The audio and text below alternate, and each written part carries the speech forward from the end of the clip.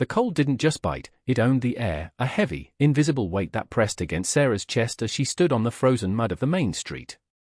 Behind her, the heavy oak doors of the general store clicked shut with a finality that echoed louder than a gunshot. Her father-in-law, Thomas, hadn't even looked her in the eye when he spoke those final words. "The land stays with the bloodline, Sarah. You're a good woman, but you aren't blood, and with my son gone, there's no place for a widow who brings nothing to the table," he hadn't shouted. He had simply stated a fact of the frontier, cold and hard as the iron stove he sold. Sarah clutched the single burlap sack containing her life, 2 dresses, a sewing kit, a heavy wool shawl, and a small iron skillet. She had no home, no husband, and no children to tether her to this world. The town felt like a collection of silhouettes against the bruising purple of the twilight sky, and every window she passed seemed to shutter its eyes against her presence. She walked toward the edge of town, where the buildings grew smaller and the shadows grew longer, her boots crunching on the frost-dusted earth. She stopped in front of the sheriff's office, not for protection, but because of the yellowed paper tacked to the rough-hewn post. It was a tax deed, curled at the edges and stained by rain. It described a small plot of land 3 miles up the northern creek, occupied by a cabin deemed unfit for habitation. The price listed was $5, a symbolic amount meant to clear the books for a property no one wanted. Sarah reached into the hidden pocket of her petticoat and felt the cold ridges of her last 5 silver coins. They were the coins she had saved from selling her wedding quilt, a secret stash she had hoped would buy her a new life. "Is that still for sale?" she asked as Sheriff Miller stepped onto the porch, his face etched with the weariness of a man who saw too much sorrow. He looked at the paper, then at her thin frame and the way she gripped her bag. "That place is a ruin, Sarah. The roof is half gone and the chimney is a pile of rubble. You won't survive a week up there with winter coming." Sarah looked him square in the eye, her chin steady despite the tremor in her hands. "I have $5, Sheriff. And I have nowhere else to stand," he sighed, a long breath that turned to mist in the freezing air. "Give me the coins. I'll sign the deed, but don't say I didn't warn you." When the first frost turns to a deep freeze, he took the money and handed her the paper, his gaze lingering on her for a moment with a flicker of pity she didn't want. "Good luck, Sarah. You're going to need it." The walk to the creek was a blur of exhaustion and the creeping numbness of her toes. By the time she found the structure, the moon was a sliver of ice in the sky. The cabin wasn't a home, it was a skeleton. Huge gaps yawned between the logs where the chinking had fallen away, and as the sheriff had warned, a large section of the roof had collapsed under the weight of some past storm. Snow from a previous dusting lay in a drift across the dirt floor. Sarah stepped inside, the air here feeling even colder than the open trail. She didn't cry. There was no energy left for tears. Instead, she found a corner where the roof still held and cleared away the debris with her boots. She wrapped herself in her wool shawl, pulled her sack close, and leaned against the rough, freezing bark of the logs. Sleep was a series of shallow, shivering fits. In the grey light of dawn, a shadow blocked the doorway. Sarah bolted upright, her heart hammering against her ribs. An old woman stood there, wrapped in a coat made of mismatched furs, holding a chipped ceramic jug. Her face was a map of deep lines, and her eyes were sharp as a hawk's. "I saw smoke from my camp down the ridge, but there ain't no fire here," the woman said, her voice like dry leaves. "I'm Martha. I live in the hollow." Sarah stood up, brushing the dirt from her skirt, trying to find her dignity in the ruin. "I bought this place." "I'm Sarah." Martha looked around the cabin, her gaze lingering on the holes in the walls. "You bought a grave, girl. But since you're still breathing, you might as well drink this." She handed over the jug. It was warm cider, spiced with something sharp and earthy. The first sip felt like a spark catching in Sarah's chest. "I have work to do," Sarah said, handing the jug back after a long swallow.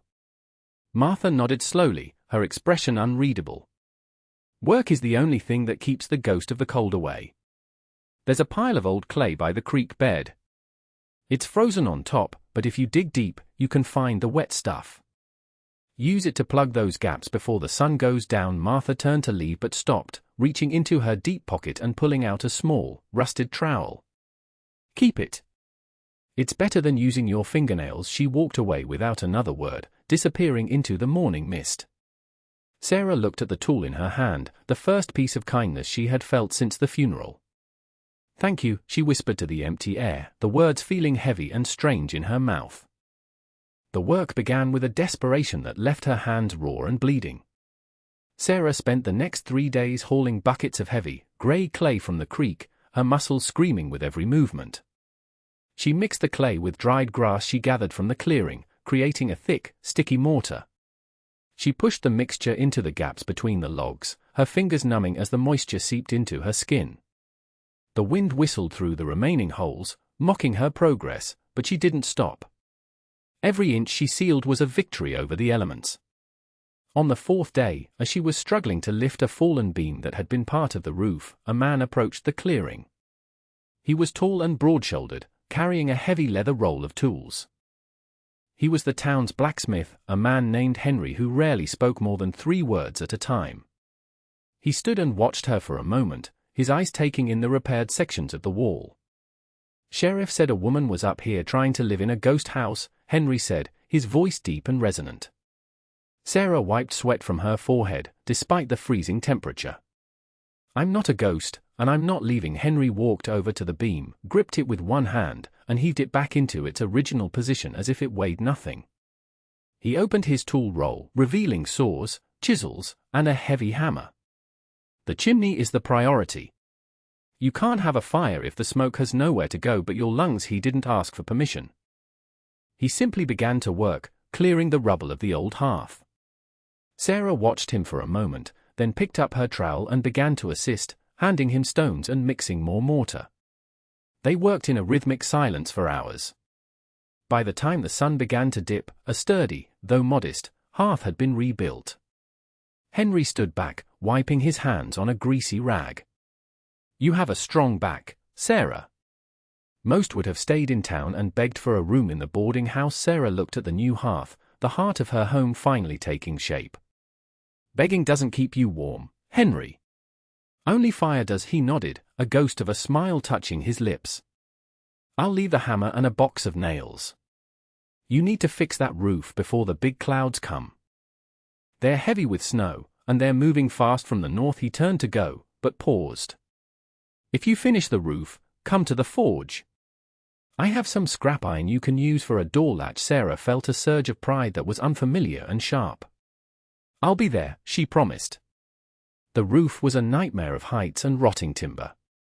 Sarah used the nails Henry had left to secure the salvaged boards, her breath coming in ragged gasps as she balanced on the edge of the loft.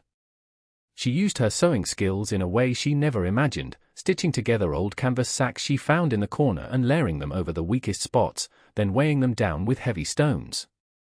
Every time the wind gusted, the entire structure groaned, and her heart would leap into her throat, but she stayed. She learned the language of the cabin, the way the logs settled, the specific whistle of the wind through the chimney, the smell of damp earth turning to dry dust. One evening, as she sat by her first small fire, watching the smoke rise perfectly through the flue, a soft knock came at the door she had fashioned from scrap planks. It was a young girl from town, maybe 12 years old, named Molly. She held a heavy iron pot wrapped in a towel. "My mother sent this," Molly said, her eyes wide as she looked at the transformed interior. "She said you were the widow who bought the $5 house. She said you must be starving." Sarah took the pot. The scent of beef stew and root vegetables was almost overwhelming. "Tell your mother I am grateful," Sarah said softly. Molly lingered, looking at the neatly patched walls. "It's actually pretty in here now. It smells like pine and wood smoke." Sarah looked around. The dirt floor had been swept clean, the gaps were sealed, and her few belongings were arranged neatly on a shelf Henry had helped her install. "It's a home, Molly." "It's mine." The girl smiled and ran back toward the trail. Sarah sat by the fire and ate, the warmth of the food and the warmth of the hearth merging into a sense of peace she hadn't known in years. But as she looked out the small window she had polished clean, she saw the sky. It wasn't black, it was a bruised, heavy gray, and the stars were completely gone. The air had a stillness to it that felt like a held breath. She knew the blizzard was coming. She spent the rest of the night hauling every piece of fallen wood she could find into the cabin, stacking it high against the wall. She checked the chinking one last time, feeling for drafts. She was as ready as she could be. The storm hit with a violence that shook the very foundations of the earth. It wasn't just snow, it was a wall of white ice that screamed as it tore through the trees.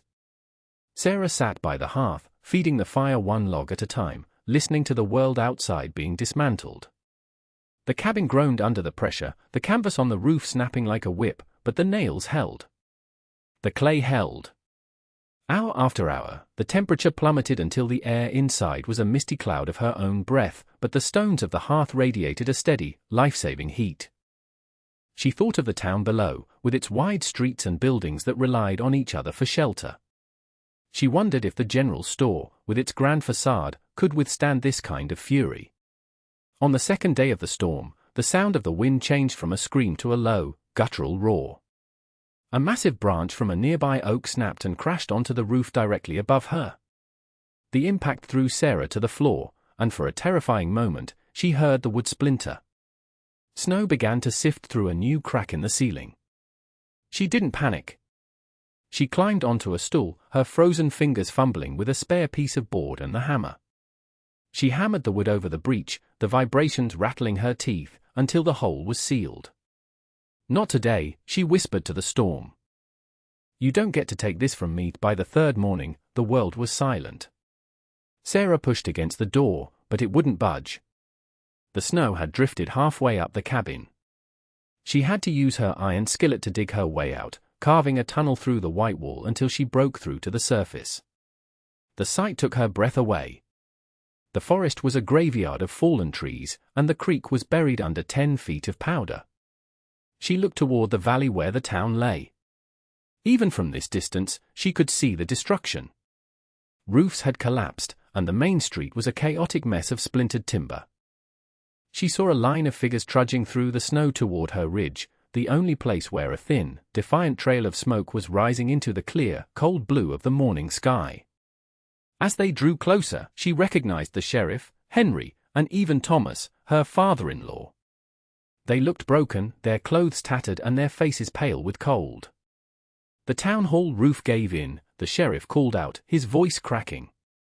"The store is gone, Sarah.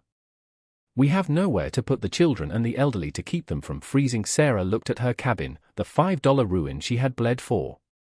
She looked at Thomas, who had told her she had no place.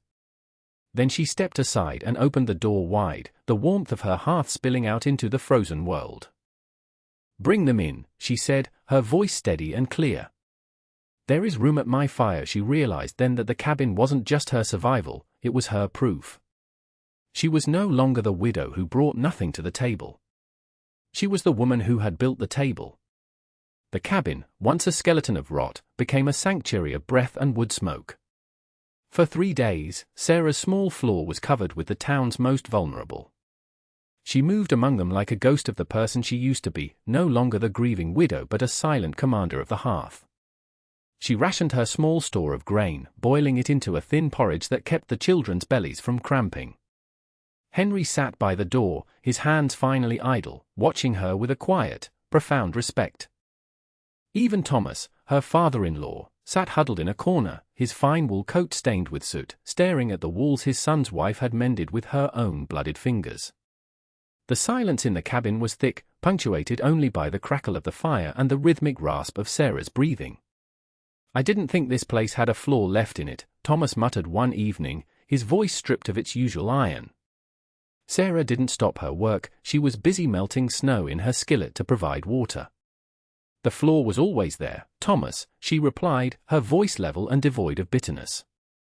"It just needed someone to clear the dirt off it so it could be seen." The townspeople stayed until the paths were cleared, and as they left, they didn't offer pity. They offered hands.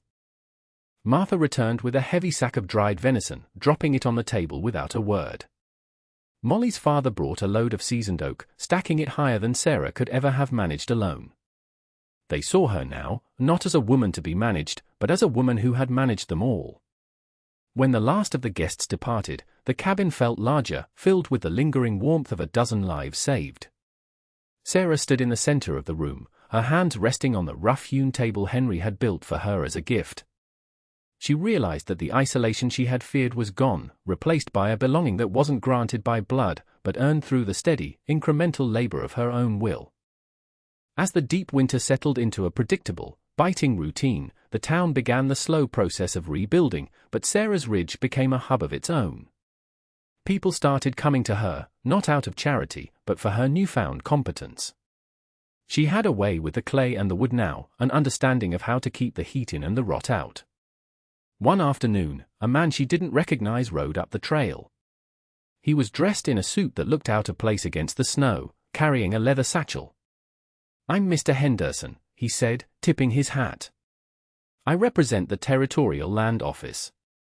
We heard about what happened during the blizzard, how this cabin stood when the newer buildings fell." Sarah wiped her hands on her apron, her heart tightening. "The taxes are paid," she said defensively. Henderson chuckled, a dry sound in the cold. "Yes, not here for taxes, Mrs. Miller. I'm here because we need someone who knows the local timber and the soil to advise on the new government outpost. We need structures that don't collapse when the sky turns gray. The sheriff says you're the only one who truly knows the bones of this land." He offered her a position as a consultant, a role that came with a monthly stipend and a title she had never dreamed of, land steward.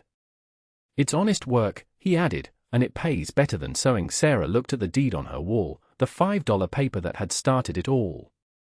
"I'll do it," she said, "on the condition that I work from here. This cabin is my home, and I won't be leaving it for a desk in the valley." Henderson nodded, impressed by her resolve. "I wouldn't expect anything less from the woman who tamed the Northern Creek." With the first steady income of her life, Sarah didn't buy finery. She bought tools, proper saws, a heavy adze, and a team of oxen to haul stone. She expanded the cabin, adding a wide porch and a second room that she turned into a workshop. She became a mentor to the young men in town who wanted to learn how to build for the long haul. She taught them how to read the grain of the wood and how to mix the clay so it wouldn't crack when the frost hit. She was no longer a widow defined by what she had lost, she was a builder defined by what she had created. One evening, as the first signs of spring began to melt the edges of the creek, Thomas appeared at her gate. He looked older, the fire of his arrogance dampened by the winter's lessons. He held a small, heavy box. "I found these in the back of the store," he said, handing the box to her. Inside were solid brass hinges and a matching latch, polished until they shone like gold. "The store is being rebuilt, Sarah. I'd like you to oversee the framing. I'll pay you double what the government does." Sarah ran her thumb over the smooth brass. "I'll oversee the work, Thomas. But I'll do it for the same rate I charge everyone else. I don't need your favors, but I will accept your business." Thomas nodded, a look of genuine respect finally settling on his face. "Fair enough," he said. "The town needs your eyes on it." As he walked away, Sarah realized the old wound of his rejection had finally closed, leaving a scar that felt more like armor than a hurt. The transformation of the ridge was complete by the time the wildflowers began to poke through the thinning snow. The unfit cabin was now the most sturdy and respected structure in the territory. Sarah sat on her new porch, watching the sun set over the valley she had once walked through as an outcast. She thought of the night she had shivered in the corner of a ruin, clutching a burlap sack and 5 silver coins. That woman felt like a stranger now, a shadow from a previous life. She had survived the blizzard, the rejection, and the crushing weight of loneliness, and she had done it one board and one nail at a time. She had turned a $5 loss into a life of purpose. People in town no longer called her the widow, they called her the master of the ridge. She had become a pillar of the community, the one they turned to when the clouds gathered and the wind began to howl. She knew now that identity isn't something you are born with or something that is given to you by a name, it is something you forge in the heat of your own struggle. In the quiet of the evening, Sarah picked up her hammer and walked to the edge of her property, where a new fence was being raised to protect the garden she planned to plant. She looked at the sturdy logs, the tight chinking, and the solid roof that had held against the worst the world could throw at it. She realized that her life was no longer about just surviving the next storm, it was about building something that would last long after she was gone. She had taken the fragments of a broken life and used them to create a fortress of hope. She turned her gaze toward the horizon, where the stars were beginning to peek through the twilight. She felt a deep, abiding peace, a sense of belonging that was anchored in the very earth beneath her feet. "I am home," she whispered to the wind, and this time, the wind didn't whistle through her walls, it simply carried her voice across the ridge. She looked at her hands, scarred and strong, and saw the history of her triumph written in the callus. If you were stripped of everything tomorrow, your home, your title, and your safety, would you have the strength to rebuild from the ruins? What is the $5 opportunity in your life that everyone else is overlooking, and what are you waiting for to claim it?